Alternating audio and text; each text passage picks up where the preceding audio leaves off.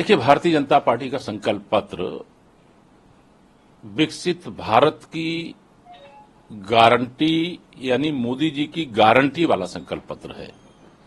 गरीब को अमीर बनाने वाला, युवाओं को रोजगार देने वाला, महिलाओं का सशक्तिकरण करने वाला, भ्रष्टाचार रूपी कैंसर से भी अधिक खतरनाक रोग का अंत करने के लिए मोदी जी से अच्छा डॉक्टर कोई नहीं हो सकता।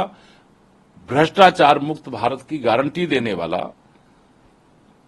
अपराधीकरण जो राजनीति का करने वाले हैं उनको भी एक संदेश देने वाला, देश की प्रतिष्ठा देश में ही नहीं दुनिया में स्थापित करने वाला यह ऐसा संकल्प पत्र है जो संकल्प पत्र इस देश की कीर्ति को बहुत बढ़ाएगा, इस देश के भविष्य को उज्जवल करने का काम करेगा, इस देश से गरीबी को खत्म करने का काम करेगा, इस देश की नदियों को जोड़ने का काम करेगा, इस देश के जलाशयों को जीवंत करने का काम करेगा, इस देश के अन्नदाताओं के आमदनी को बढ़ाने का काम करेगा, इस देश का रोड का, रेल का, हवाई मार्ग का इतना सुदृढ़ीकरण होगा कि जिसके आधार पर भारत यानी मैं ये कह सकता हूं कि आने वाले समय में अमेरिका और चीन को पछाड़ देगा।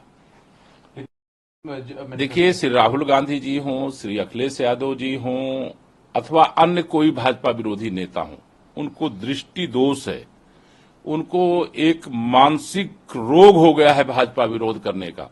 अगर इस संकल्प पत्र को पढ़ते या 2014 और 2019 का संकल्प पत्र पढ़ते, भाजपा ने जो कहा वो किया। भाजपा ने माननीय मोदी जी के नेतृत्व में देश से वादा किया था कि जब हमारे 2 संसद थे तब भी हमारा वादा था कि हम अपने विचारधारा से समझौता नहीं करेंगे, अयोध्या में रामलला का भव्य मंदिर बनाएंगे, जम्मू कश्मीर से धारा 370 हटाएंगे और सामान्य नागरिक संहिता लाएंगे। वह संकल्प पत्र में वादा किया गया है। देश के पैसे की और समय की बर्बादी को रोकने के लिए एक देश एक चुनाव का वादा, यह लंबे समय से चर्चा थी। देश चाहता है लेकिन विपक्ष नहीं चाहता। आखिर क्यों? देश का पैसा बर्बाद हो, बार बार चुनाव हो, आचार संहिता लगे, विकास का काम अवरुद्ध हो जाए। इस प्रकार की जो सोच, घटिया सोच विपक्ष की है, इसका जवाब देश की जनता बहुत मजबूती से देने जा रही है जब उत्तर प्रदेश की 80 की 80 और देश में 370 से अधिक भाजपा और 400 से अधिक भाजपा गठबंधन लोकसभा की सीटें जीतेगा। 4 जून को 4 बजे 400 पार के साथ प्रचंड बहुमत की मोदी सरकार बनेगी, तब यह दृश्य उनको देखने को मिलेगा। को एक अलग राज बनाएंगे तो चुनाव आते ही ये जो बंटवारे की या एक अलग इस तरह की जो, देखिए, मेरा ये मानना है कि यह जिस पार्टी का उत्तर प्रदेश की लोकसभा में या देश के किसी लोकसभा में खाता भी नहीं खुलने वाला है, वो कहे कि हमारी सरकार बने तो हम ये करेंगे। सरकार बननी ही नहीं है, तो इसलिए उनके इस प्रकार के बयान पर जवाब देने की आवश्यकता नहीं है। मायावती जी ने बसपा का अंत अपने आप किया है। भारतीय जनता पार्टी ने तो जनता की सेवा करके आज चाहे अगड़ी जाति का हो, पिछड़ी जाति का हो, अनुसूचित जाति का हो, आदिवासी हो, सबका साथ सबका विकास करके सबका भरपूर समर्थन हासिल किया है। इसलिए 100 में 70% वोट लोकसभा में हमारा है, 30% में बंटवारा है, बंटवारे में भी हमारा है। एक आखिरी सवाल है, अरविंद केजरीवाल पे एक प्ली फाइल करी थी जिसको लेकर आज सुनवाई है।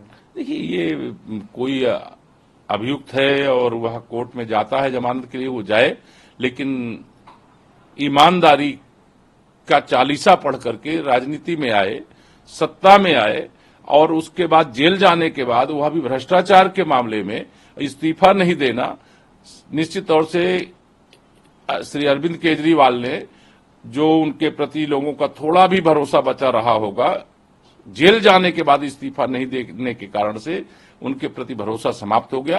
बाकी कोई भी अभियुक्त अगर जेल में है तो वो जमानत के लिए कोर्ट में जा सकता है, उससे मेरा कोई लेना नहीं।